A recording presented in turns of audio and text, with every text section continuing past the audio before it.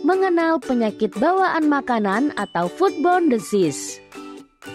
Halo Sobat Pangan. Makanan merupakan kebutuhan primer yang menjadi sumber energi manusia untuk melakukan aktivitas. Namun, tahukah kalian bahwa makanan dapat membawa penyakit bagi konsumennya? Hal ini dinamakan penyakit bawaan makanan, atau yang selanjutnya disebut dengan foodborne disease. Foodborne disease disebabkan oleh kontaminasi patogen penyebab penyakit. Menurut WHO, 1 dari 10 orang jatuh sakit setiap tahunnya karena mengkonsumsi makanan yang terkontaminasi. Makanan yang terkontaminasi menyebabkan kematian sekitar 420.000 orang dan yang paling banyak terjadi pada anak usia 5 tahun ke bawah sebanyak 125.000 tiap tahunnya. Foodborne disease ditandai dengan gejala paling umum seperti diare diikuti oleh mual, muntah, dan nyeri perut. Namun, orang dengan daya tahan tubuh rendah dapat mengalami gagal ginjal, kerusakan hati, kerusakan otak dan saraf, radang sendi reaktif, kanker hingga berujung kematian.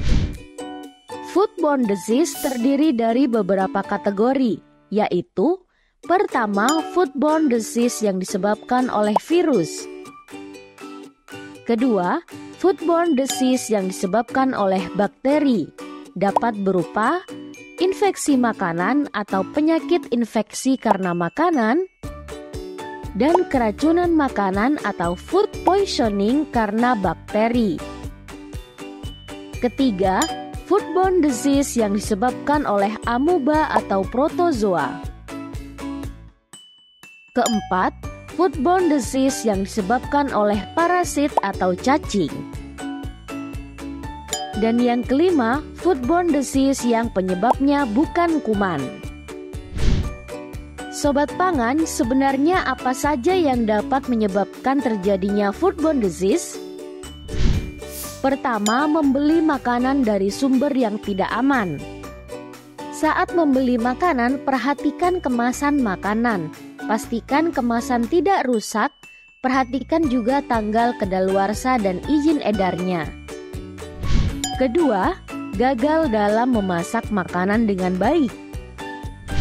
Ketiga, gagal menjaga kehangatan makanan pada suhu yang tepat.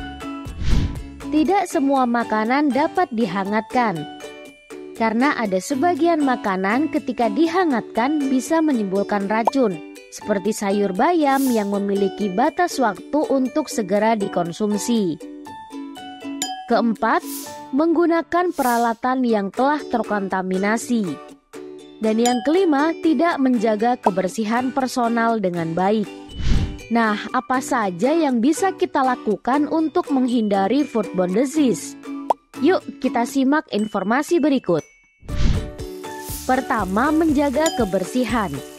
Cuci tangan saat menyiapkan, sebelum dan sesudah makan minimal 40 detik menggunakan sabun dan air yang mengalir. Cuci bahan makanan dengan air mengalir. Bersihkan permukaan dan perabotan dapur dengan benar. Jangan menggunakan peralatan yang sama untuk bahan mentah dan pangan siap saji. Jika hendak menggunakan peralatan yang sama, cuci dengan bersih dan tiriskan terlebih dahulu peralatan tersebut. Kedua, pisahkan pangan mentah dan matang. Pemisahan pangan mentah dan matang dilakukan untuk menghindari terjadinya kontaminasi silang. Ketiga, masak sampai matang. Masaklah produk-produk seperti daging sapi, unggas, ikan atau seafood dengan sempurna. Masing-masing bahan pangan memiliki tingkat kematangan dengan suhu yang berbeda.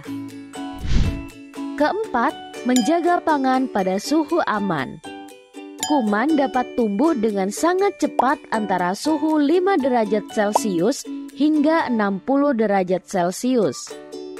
Dinginkan pangan dengan segera dalam lemari pendingin pada suhu 4 derajat Celcius atau lebih rendah. Bekukan pangan dengan segera dalam freezer pada suhu minus 18 derajat Celcius. Pangan yang telah dibekukan, bila akan digunakan harus dicairkan dengan cara yang tepat, agar tidak terkontaminasi oleh kuman. Kelima, gunakan air dan bahan baku yang aman. Pastikan air yang digunakan untuk menyiapkan atau memasak pangan adalah air yang bebas dari mikroba.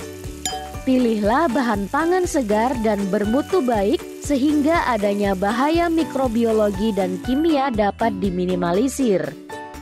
Pastikan kemasan bahan pangan dalam kondisi baik dan tidak melebihi waktu kedaluarsa. Sobat Pangan, demikian informasinya.